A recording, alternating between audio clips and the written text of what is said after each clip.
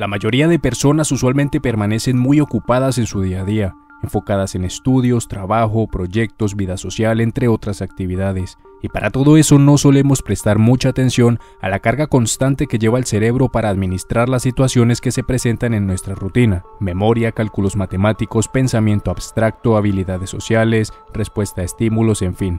Todo lo necesario para llevar a cabo nuestras actividades cotidianas y en caso de existir un problema resolverlo de la mejor forma. Pero, ¿qué pasa cuando el cerebro enferma? Ya sean cambios en su estructura, su química o conexiones neuronales alteradas, el resultado de un cerebro enfermo puede llegar a ser muy aterrador. Y en este video verás el lado más oscuro de las enfermedades mentales.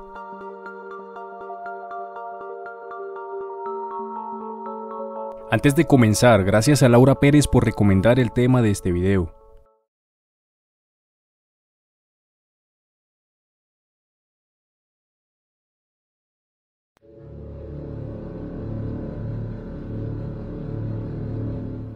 Empecemos con algo tranquilo. El trastorno de identidad disociativo es un mecanismo de defensa neurobiológico extremo derivado de traumas infantiles graves que impide la integración de la personalidad, resultando en una disociación estructural donde el cerebro fragmenta la conciencia para aislar el dolor. Es una alteración en la conectividad de áreas clave como el hipocampo, que se encarga de la memoria, y la amígdala, donde se trabajan las emociones, lo que genera síntomas graves como la amnesia severa y la coexistencia de múltiples estados de identidad que toman el control del individuo de forma alternada. Aunque es la primera enfermedad del iceberg, sus consecuencias son nefastas. Las personas con el trastorno pueden abrir los ojos y encontrarse en un lugar que no conocen, luego perderse en algún vacío mental mientras otra identidad toma el control de su cuerpo. Básicamente es vivir atrapado en tu cuerpo. Y también tenemos que mencionar el peor aspecto. Las identidades no siempre son personas comunes. En muchas ocasiones, y debido al trauma que originó la enfermedad, se forman identidades malignas, completamente destructivas y sanguinarias. Incluso pueden ser animales y hasta algún abusador relacionado a su trauma, imitando la personalidad de alguien que en algún momento le causó un gran daño y a su vez librando una fuerte batalla interna entre una personalidad maligna y múltiples identidades que son agredidas por esta. Jenny Haynes es uno de los casos más impactantes y oscuros de esta enfermedad. Jenny desarrolló más de 2.500 personalidades conocidas como alter egos, como un mecanismo de defensa extremo para sobrevivir al abuso cometido por su padre, Richard Haynes. Desde que ella tenía 4 años, su mente se fragmentó de tal manera que creó un ejército de identidades, como Symphony, una niña de 4 años que fue la primera en aparecer, entre otras identidades, quienes se repartían el dolor físico y emocional para que la identidad central de Jenny no colapsara. Lo históricamente relevante de su caso ocurrió en 2019 en Australia, cuando por primera vez en un tribunal, un juez permitió que las distintas personalidades de Jenny testificaran de forma independiente. Gracias a la memoria específica de cada alter ego sobre los crímenes, su padre fue condenado a 45 años de prisión.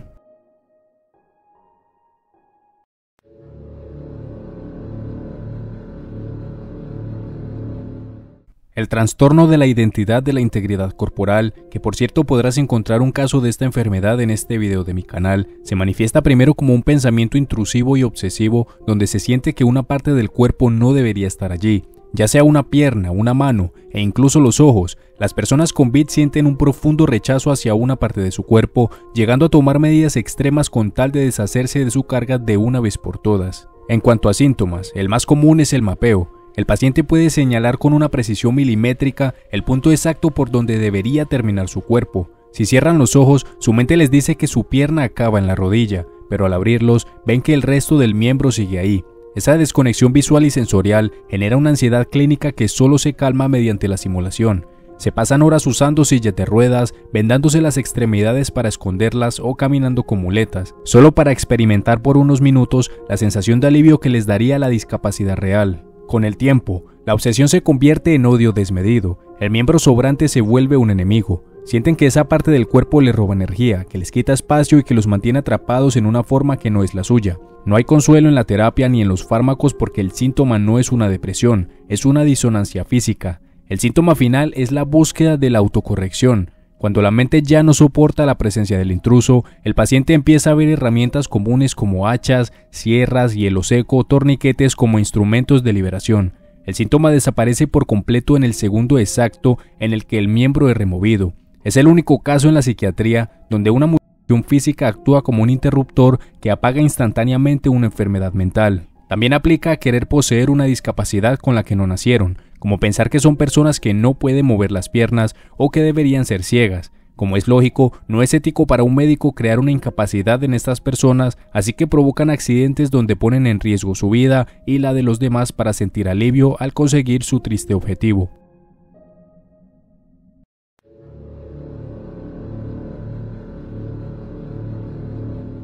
De estos hay bastantes. No es el típico egocéntrico que busca atención, es alguien que necesita control total y encuentra placer en la destrucción de los demás. El síntoma principal es el sentimiento de superioridad. Aquel que posee un narcisismo maligno está convencido de su propia grandeza y que el resto del mundo son objetos desechables que solo existen para servir a sus propósitos. Y si alguien deja de ser útil o les lleva a la contraria, su respuesta será violenta, palabras obscenas, agresión física y manipulación psicológica. Totalmente incapaces de aceptar un no como respuesta y llegando a cometer locuras si eso les significa obtener lo que quieren. El peor caso documentado de narcisismo maligno es el de Diane Downs, quien en 1983 disparó contra sus 3 hijos para poder continuar una relación con un hombre que no quería ser padre. Diane presentaba una combinación de trastorno de la personalidad narcisista y rasgos psicopáticos. Su falta total de empatía fue tan extrema que, tras el ataque, fingió un asalto por un extraño. Aunque su conducta era muy rara, se mostraba más preocupada por su apariencia física y recuperar el amor de su amante que por la pérdida de una de sus hijas y las secuelas de los 2 que sobrevivieron. Durante el juicio, su incapacidad para sentir remordimiento y su constante necesidad de ser el centro de atención, incluso sonriendo ante las cámaras mientras se discutían los detalles del crimen, demostraron el profundo daño en la mente de Diane y el peligro del narcisismo maligno al incluso eliminar personas si éstas le parecen un obstáculo.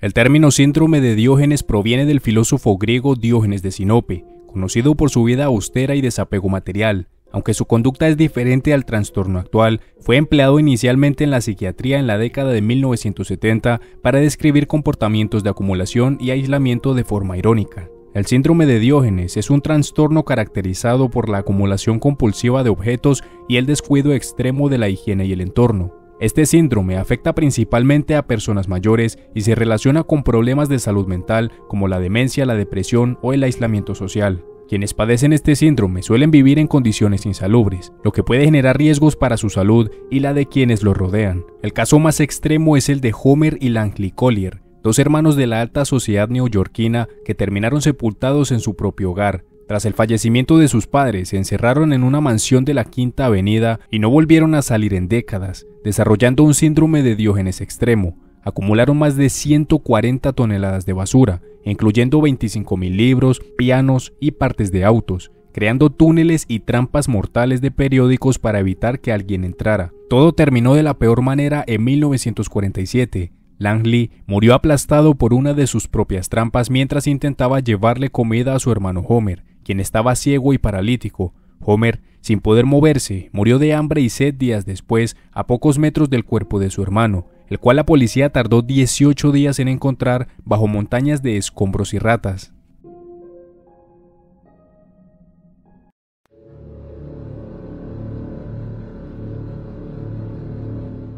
La licantropía clínica es un trastorno neuropsiquiátrico extremadamente raro en el que el paciente sufre una psicosis delirante que le hace creer que su cuerpo se está transformando o ya se ha transformado en un animal, habitualmente un lobo. Desde un enfoque médico, esto ocurre por una falla en las áreas del cerebro que gestionan la propiocepción, el sentido de la posición y la forma del cuerpo, lo que genera alucinaciones táctiles donde el individuo siente que le crecen garras, colmillos o pelaje. Como una curiosidad que suele mencionarse en estos casos, se destaca la historia de Bill Ramsey en los años 80, un hombre que sufría ataques de furia animal y fuerza sobrehumana, llegando incluso a morder a oficiales de policía. Su caso se volvió mediático cuando los investigadores Ed y Lorraine Warren intervinieron asegurando que se trataba de una posesión demoníaca, aunque para la ciencia moderna, Ramsey encajaba perfectamente en el concepto de licantropía clínica.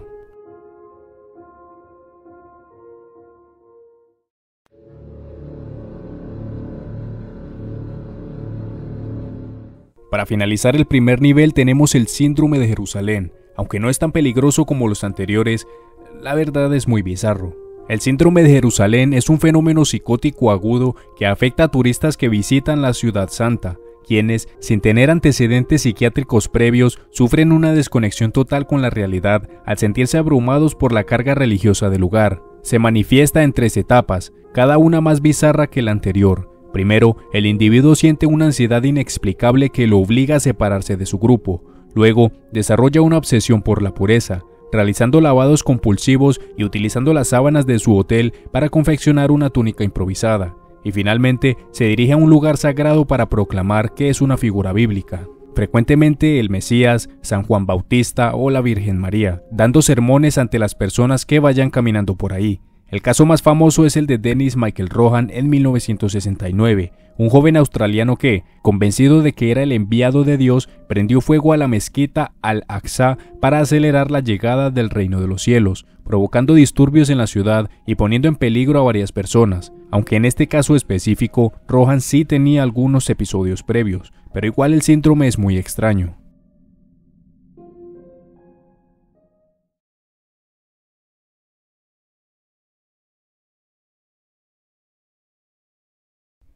Pasamos directamente al que es probablemente el punto más desmonetizable del video, así que este en específico será narrado con suma precaución. Espero puedan entenderme.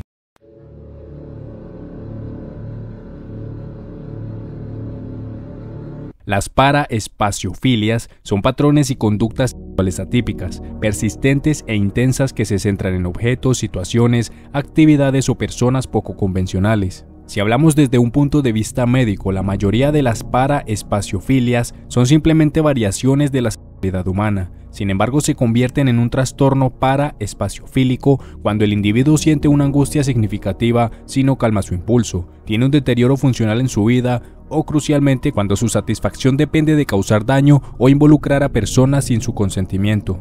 Las más comunes y conocidas son la pedoespacio, que ya saben de qué se trata, así que no es necesario definirlo. Zooespaciofilia, que es la atracción por animales. Coproespaciofilia, atracción y placer por las heces. Exhibicionismo, el impulso de exponer las partes ante personas desprevenidas para obtener placer a través de su sorpresa o miedo. Y el voyeurismo, placer obtenido de observar a personas en su intimidad sin su consentimiento, siendo estas las más frecuentes, pero existe una gama de paraespaciofilias completamente chocantes que solo con escuchar su definición es suficiente para sentir asco, incomodidad e incluso miedo. A continuación menciono algunas de forma superficial y cuidadosa, ya que me es imposible ser gráfico con tremendas definiciones, y aunque daré una definición family friendly, recuerda que esto que voy a mencionar es de carácter extremo, siendo peligroso, aberrante y hasta ilegal. Somnoespaciofilia, atracción por la interacción con individuos en estado de sueño profundo o inconsciencia. Dacriespaciofilia, respuesta de placer ante las lágrimas o el llanto de terceros. Hematoespaciofilia, placer centrado en la presencia o contacto con sangre. Formicoespaciofilia, placer obtenido a través del contacto de insectos vivos en las partes.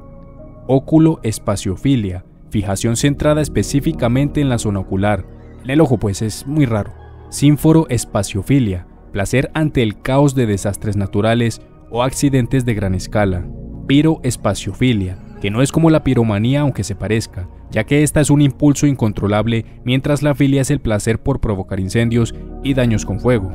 Y finalmente, la vorareespaciofilia, donde la persona siente atracción por la idea de ser consumida viva o consumir a alguien, incluyendo criaturas fantasiosas. Es extraña y rara vez se lleva a la práctica. Su concepto es complejo, pero existe un caso muy famoso de vorareespaciofilia, el conocido caso de Armin Meiwes, que en mutuo acuerdo con Bear Grylls terminó acabando con él y consumiéndolo. Bear Grylls, con bastante seguridad, sufría de vorareespaciofilia. Si llegaste hasta aquí significa que te está gustando el video, así que agradecería un montón si te suscribes y dejas tu like. Un gran porcentaje de los que me ven no están suscritos. Esto me ayudaría mucho con el algoritmo y me permite seguir trayendo este contenido.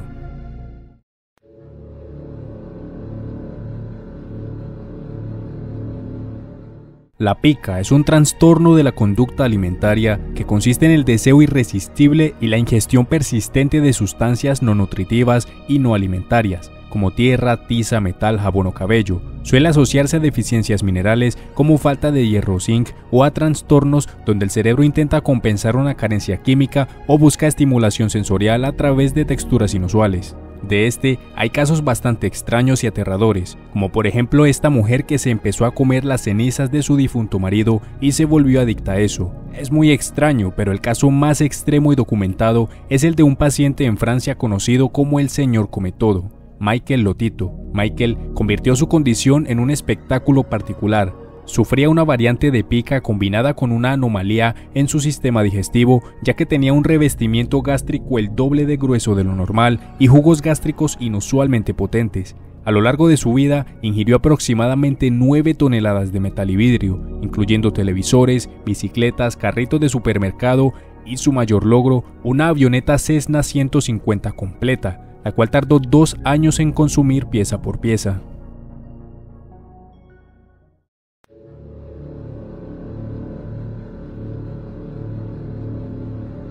El síndrome de Capgras es un trastorno neuropsiquiátrico donde el paciente mantiene el delirio de que una persona cercana, un familiar, su pareja o amigo, ha sido reemplazada por un impostor idéntico, un doble o incluso un alien. La explicación médica lo define como una desconexión entre el área del cerebro que reconoce los rostros y el sistema límbico que gestiona la parte emocional. El paciente ve la cara de su ser querido y la reconoce perfectamente, pero al no sentir el chispazo o conexión emocional que debería acompañarla, su mente crea una lógica delirante de que es alguien disfrazado de él, pero no es él. Lo peligroso de este síndrome es que muchas veces existen ataques físicos para desenmascarar al impostor y puede terminar bastante mal.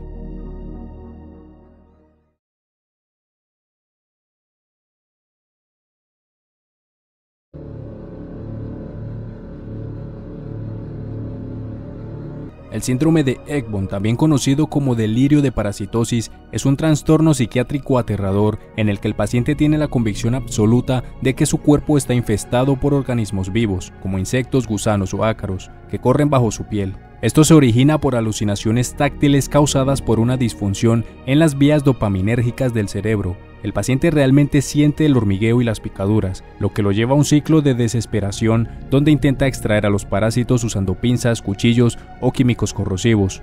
El neurólogo sueco Carl Axel Ekbom descubrió y sistematizó esta condición en 1938 tras observar un patrón extraño en sus pacientes de edad avanzada. Notó que muchas mujeres llegaban a la consulta asegurando que su piel estaba infestada, pero lo que realmente llamó su atención fue un comportamiento repetitivo. Los pacientes traían pequeñas cajas, en esa época de fósforos, llenas de pelusas, costras y restos de suciedad, jurando que eran los insectos capturados. Al analizar estas muestras y no encontrar nada, Ekbom supo que el problema no eran insectos pequeños, sino una desconexión en el procesamiento sensorial del cerebro. Para consolidar su descubrimiento, Ekbom analizó cómo estos pacientes tenían delirios para proteger su creencia. Observó que, aunque se les mostrara bajo el microscopio que no habían insectos, los pacientes insistían en que eran demasiado rápidos o invisibles para la ciencia.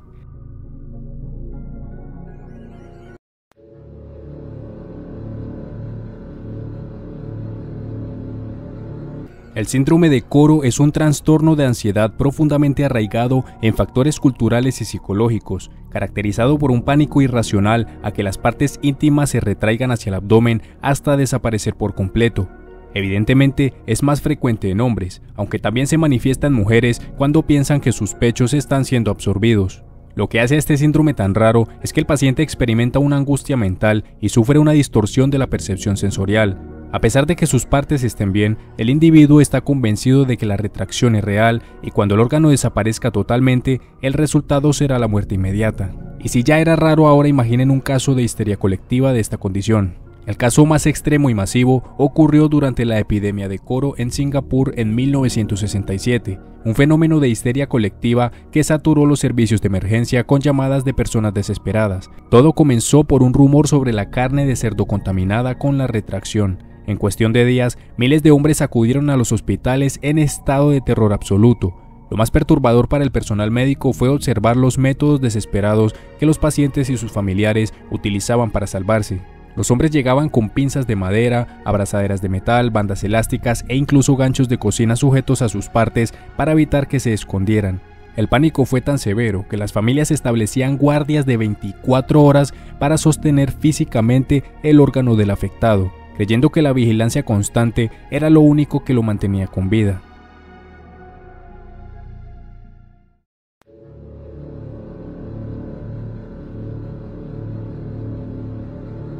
El síndrome de Anton Babinski es un trastorno neurológico aterrador en el que una persona que ha quedado completamente ciega insiste con una convicción absoluta en que todavía puede ver.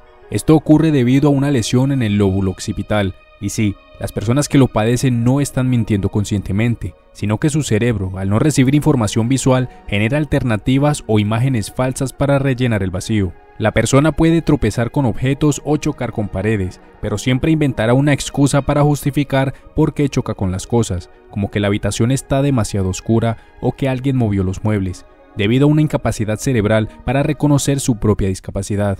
A este concepto de no reconocer una enfermedad propia se le llama anasognosia. Aunque el síndrome de Anton Babinski posea una similitud, este último solo aplica a la ceguera. El caso más documentado es el de Julian, una paciente de 69 años estudiada por el neurólogo Gabriel Anton en 1895, persona a la cual se le atribuye su descubrimiento junto a otro médico, Babinski, que acuñaría el término dando créditos a Anton. Julian sufría un daño cerebral masivo que la dejó ciega y sorda de un lado, pero esto no fue lo que asustó a los médicos, fue su comportamiento. Actuaba como si su visión fuera perfecta. Cuando se le pedía que describiera objetos frente a ella, inventaba escenas detalladas. Si se le ponía un libro en blanco, leía historias inexistentes y si chocaba con una puerta, se quejaba de que la habían dejado entreabierta a propósito. Su cerebro vivía en una simulación constante basada en recuerdos, ignorando por completo la realidad física de su entorno. Lo más perturbador del caso de Julian fue que mantuvo este engaño cerebral hasta el momento de su fallecimiento, a pesar de las pruebas físicas irrefutables que los médicos le presentaban.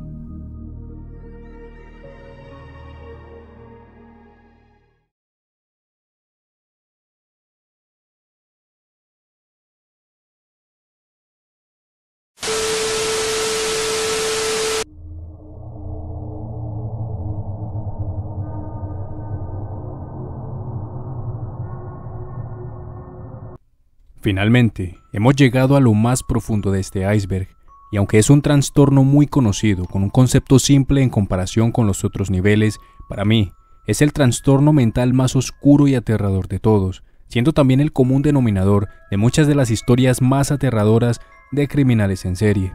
Para evitar problemas, reemplazaré la palabra canibalismo por antropofagia.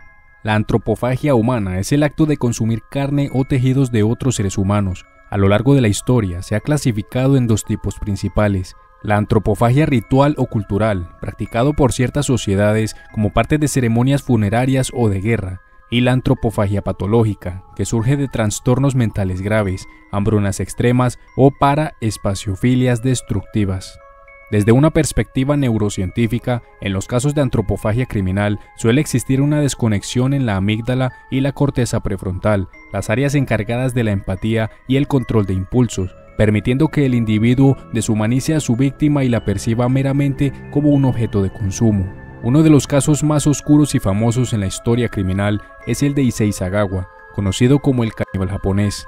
En 1981, mientras estudiaba en París, Sagawa terminó con la vida de su compañera de clase. Issei Sagawa estaba obsesionado con las mujeres occidentales. El 11 de junio de 1981, Sagawa estaba estudiando literatura en su casa. Invitó a René a cenar con el pretexto de conversar sobre literatura. René era de las únicas de sus compañeros que se llevaba bien con él. Después de la llegada de la estudiante y de que ella rechazase sus proposiciones, aunque otras versiones refieren que habían estado conversando tranquilamente, él la atacó por la espalda, dándole en la nuca con un arma de fuego. Ella había sido elegida debido a que Sagawa la consideraba hermosa y saludable, todo lo opuesto a lo que él era, ya que se consideraba débil, feo e insignificante, y él deseaba absorber su energía.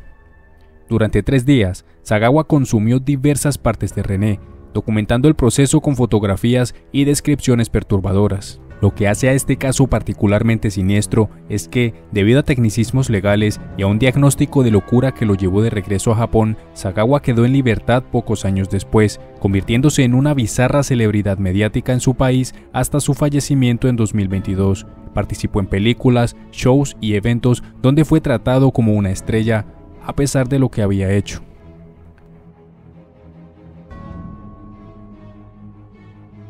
Si te gustó el video, me ayudarías mucho suscribiéndote, dejando tu like y activando la campanita. Si tienes una opinión o sugerencia, puedes dejarla en la caja de comentarios. Les envío un saludo muy especial a los primeros en comentar mi video anterior: Padre Santo, Wince Aristides Ayala, que siempre aparecen de primeros, Juan Diego de los Santos, mi querida Vero, y a Laura Pérez nuevamente por la idea del video. Sin más por decir, hasta la próxima.